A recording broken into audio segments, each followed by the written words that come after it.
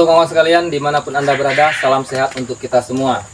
Kembali bersama saya Fauzan dari Rumah Puyuh Berkah dan bersama Bang Edi dari Edi Puyuh Jambi. Kembali nih ada pertanyaan yang masuk, tapi ini seputar pembibitan. Nah, saya tidak terlalu berani menjawab. Jadi biar saya saja yang bertanya di sini. Nah gini Bang, seperti cerita di awal tadi Bang, ada sedikit kita sampaikan. Bagi pembibitan di Jambi ini ada satu orang yang rencana hengkang nih, pindah. Nah, pindah dinas dia itu, cuman itu yang kurang ajar. Jadi harapannya gini, kan kebutuhan bibit sekarang di Jambi sedang tinggi-tingginya nih. Abang pun pesan sekarang 3 bulan ke depan baru bisa ngisi. Baru bisa. Nah, kasihan nih kawan-kawan kita yang pemula. Tentu pengen belajar tapi nggak kebagian bibit. Kan ada seperti itu juga.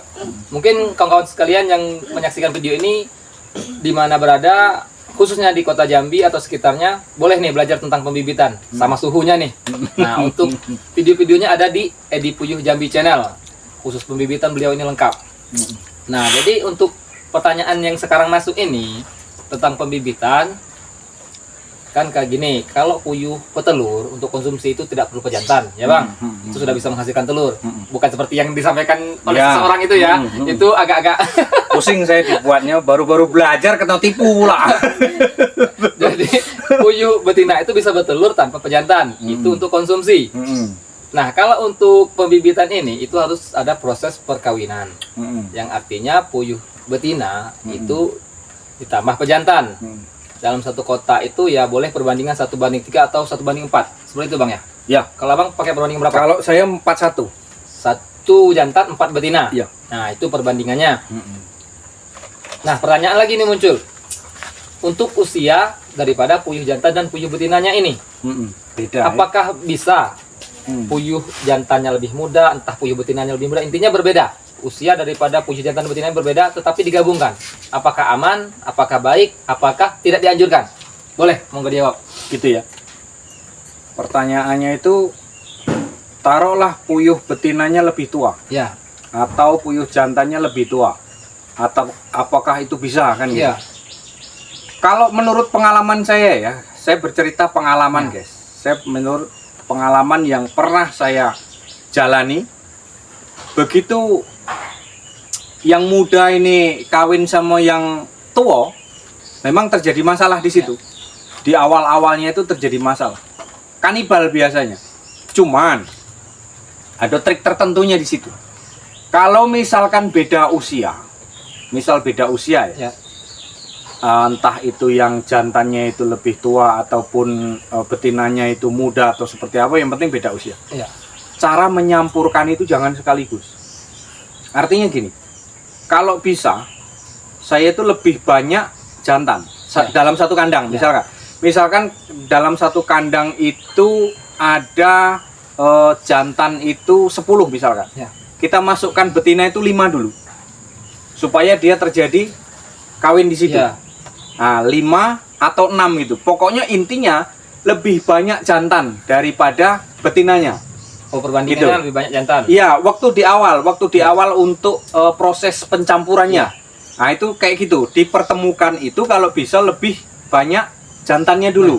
Betinanya sedikit. Karena beda umur itu tadi. Takutnya kalau yang umurnya betina itu lebih tua, nah ini bahaya. Bisa terjadi kanibal di situ. Saling cetok menyetok di situ. Kalah yang jantan. Kalah yang jantan. Tapi kalau jumlahnya kita perbanyak, jantan itu jumlahnya kita perbanyak, kemudian yang tua ini tadi kita sedikitkan. Keroyokan dulu. Nah, dikeroyok dulu gitu lah di situ. Dikeroyok dulu di situ, artinya tidak akan terjadi kanibal. Maka apa ya? Yang jantan ini tadi akan berburu itu tadi. Nggak berburu makan minum dulu, hanya berburu itu tadi. Betina aja dulu. Nah, ada jando nih di sini nih. Nah, kira-kira macam ini kan. Ada jando nih, serang kan gitu. Apalagi jando pirang kan gitu. Ke situ ngobrol. Jadi kayak gitu. Kira-kira ada jando masuk, nah ini yang bujangan ini kan tinggi masih nafsunya gitu loh. Nah, selain itu nanti akan kita terbiasakan seperti itu. Di perbandingan akan seperti itu. Nanti lambat laun dia akan terbiasa dengan adanya pencampuran itu tadi. Setelah nanti terbiasa, baru kita atur perbandingannya. 3-1 boleh, 4-1 boleh untuk proses kelanjutannya. Artinya betinanya 3, jantannya 1, Ya. boleh. Atau 41 boleh. Tapi kalau hemat saya sih ya tergantung ya. Kalau memang mau ya 31 boleh atau 41 pun boleh. Nggak ada masalah lah di situ. Cuman itu tadi, untuk di awalnya saja yang perlu hati-hati karena beda usia kawan. Apalagi kalau yang betinanya lebih tua, nah itu Ya. lebih hati-hati. Saya yakin kalau kebanyakan betina habis jantan. Iya, iya. Saya pernah nyoba masalahnya. Sampai dia berdarah-darah, palanya tuh dihantam terus di situ mati akhirnya. Iyalah. Nah, kemudian saya akali cari tempat agak lapang, jantan saya banyaki, betina saya masukkan dikit.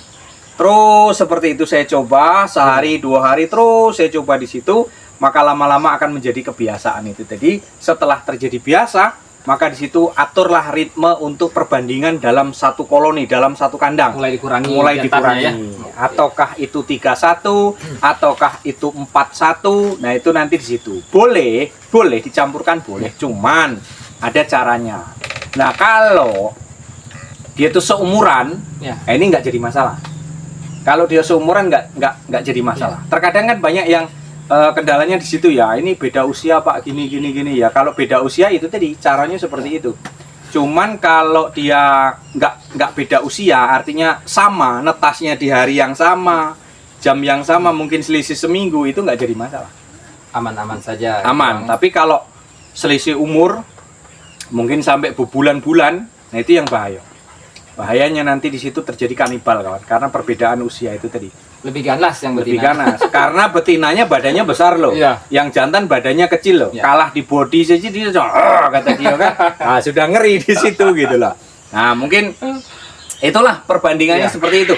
Cerita logisnya seperti itu. Next nanti di video selanjutnya. Kembali ke studio kawan. Nah, baik kawan-kawan. Lengkap nih dari ahlinya menjawab pertanyaan tentang pembibitan. Berdasarkan Ya, pengalaman. Berdasarkan pengalaman. Karena beliau sudah sering tentunya menemukan hal-hal seperti itu ya Bang ya. Apalagi autodidak nih, tanpa sekolah. Tanpa Puyung, sekolah. tanpa sekolah puyung, emang nggak ada Nggak ada sekolah kuliah. puyung. Emang nggak ada sekolah khusus puyung. Jadi autodidak, otak-atik sendiri, sehingga bertemulah hal-hal yang tidak diinginkan oleh peternak pemula khususnya. Iya. Tetapi namanya kami pemula, tentu harus menemukan kendala dulu nih, baru bisa belajar dari pengalaman. Nah, baik kawan-kawan, kesimpulan dari Bang Edi sampaikan tadi, boleh-boleh saja dilakukan perkawinan jantan dan betina beda usia. Tetapi hati-hati dengan prosesnya. Harus diadaptasikan dulu. Nah, bila perlu nih dibanyakin dulu yang lebih muda, biar dia terbiasa dulu.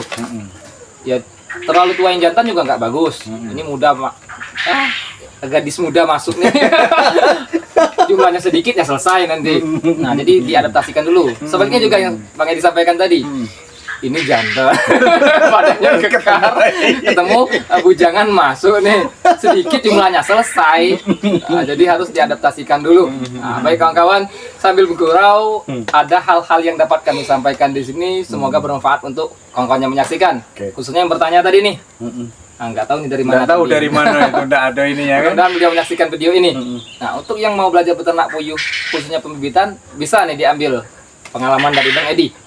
Baik kawan-kawan, demikian untuk video kita kali ini. Salam sehat untuk kita semua. Ayo beternak puyuh. Asik. Jangan sampai sulit.